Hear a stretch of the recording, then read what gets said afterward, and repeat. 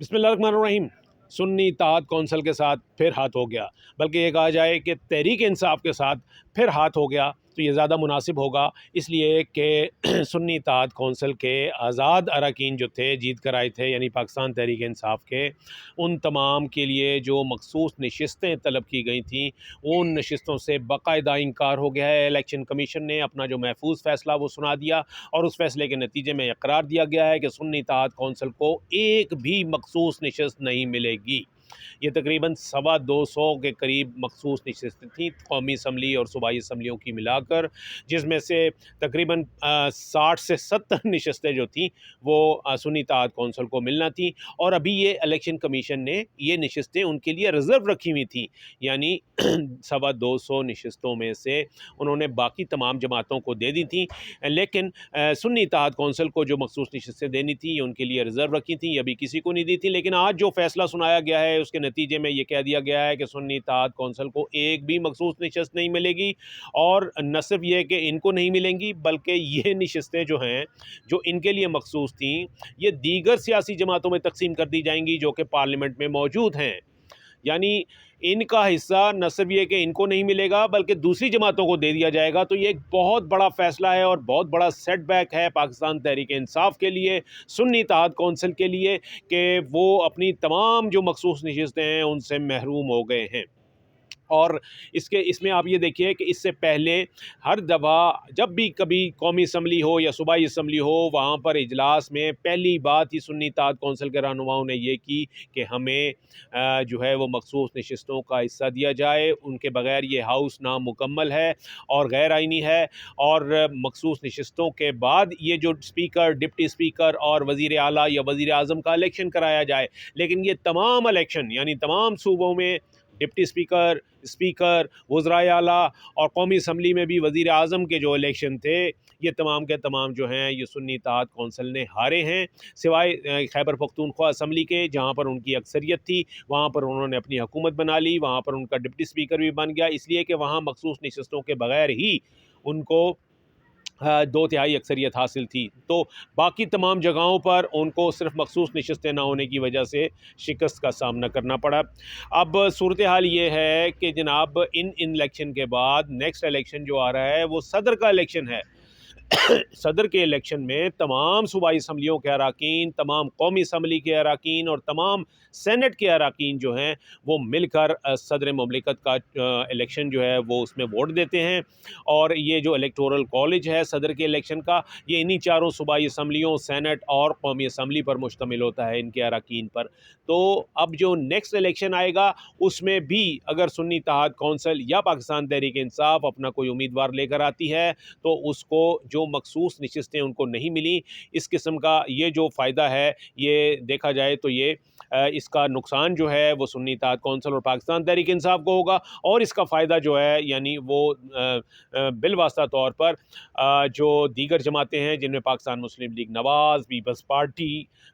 मुत्तहिदा कौमी movement sorry, इन सब को पहुंचा दिया जाएगा। यानी आपका जो इलेक्शन है वो आपकी जो मखसूस सीटें हैं, आपका जो हिस्सा है मखसूस नशस्तों में, वो हिस्सा जो आपसे लेके किसी दूसरे को दे दिया जाएगा और उनको ये इजाफी मिलेगा। उनको पहले अपना हिस्सा मिल चुका है, इलेक्शन कमीशन उनको फार्मूला जो उसका होता है उसके मुताबिक उन तमाम पार्टियों को मखसूस नशस्तों में से उनका हिस्सा दे चुका है। ये वाला जो हिस्सा है ये अब उनको सुन्नी इत्तेहाद कौंसिल से लेके सुन्नी इत्तेहाद कौंसिल का ये हिस्सा जो है वो बाकी जमातों में तकसीम कर दिया जाएगा। तो ये एक तरह से देखा जाए तो ये एक डबल इनको नुकसान हो रहा है। एक तो नशस्तें मिल भी नहीं रही, और न सिर्फ ये कि मिल नहीं रही बल्कि दूसरी जमातों के पास इनका जो है वो इनका हिस्सा जो है वो दूसरी जमातों को दिया जा रहा है।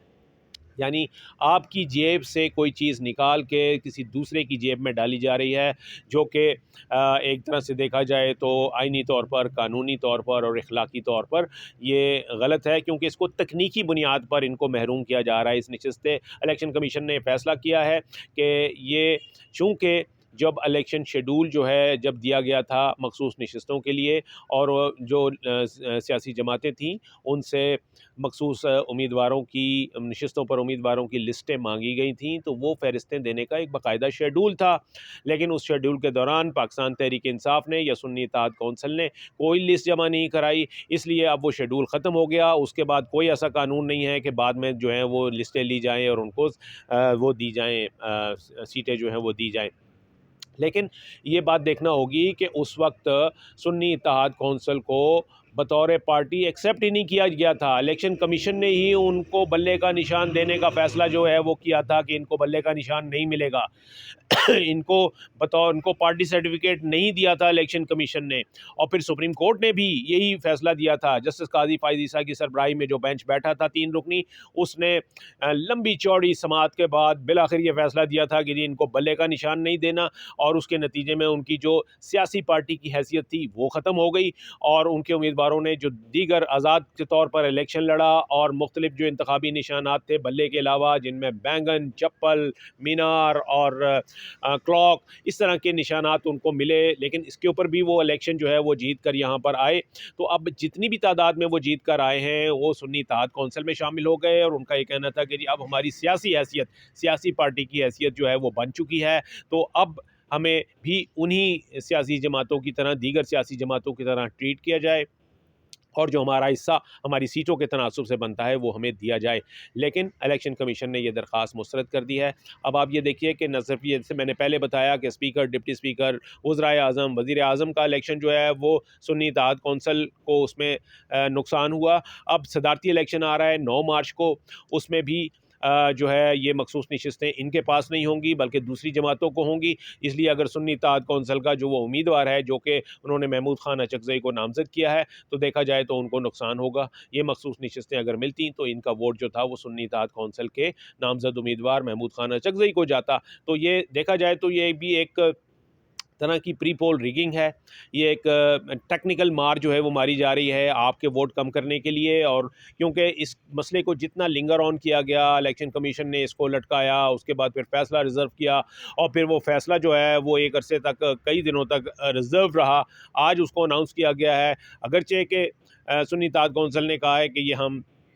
इस फैसले को चैलेंज करेंगे, लेकिन ये चैलेंज करना इतना आसान नहीं कि आज आप चैलेंज करें और कल इसका फ़ैसला जो है वो आ जाएगा। इसके ऊपर मामला जो है वो आगे अभी लिंगर ऑन होगा। इस दौरान 9 तारीख को इलेक्शन जो है वो आ जाएगा, और इसी सूरत में ये चीज़ें जो हैं वो आगे बढ़ेंगी।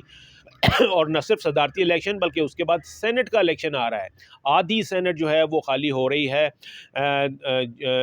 जो मेंबरान हैं उसके आधे से ज़्यादा, यानी 48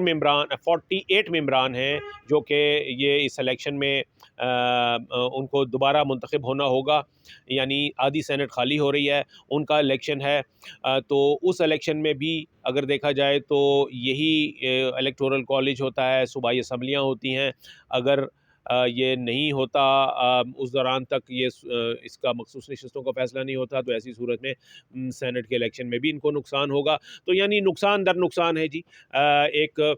डिप्टी स्पीकर का इलेक्शन, स्पीकर का इलेक्शन, वज़राए आला, वज़ीर आज़म, उसके बाद सदर का इलेक्शन और फिर सेनेटर्स का इलेक्शन, ये एक पूरी स्कीम के तहत ये जो प्लानर्स हैं उनका ये मानना है कि ये उस वक्त तक उनको ये मखसूस नशिस्तें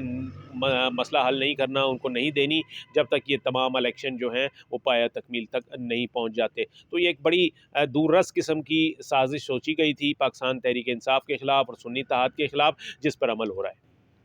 थैंक यू।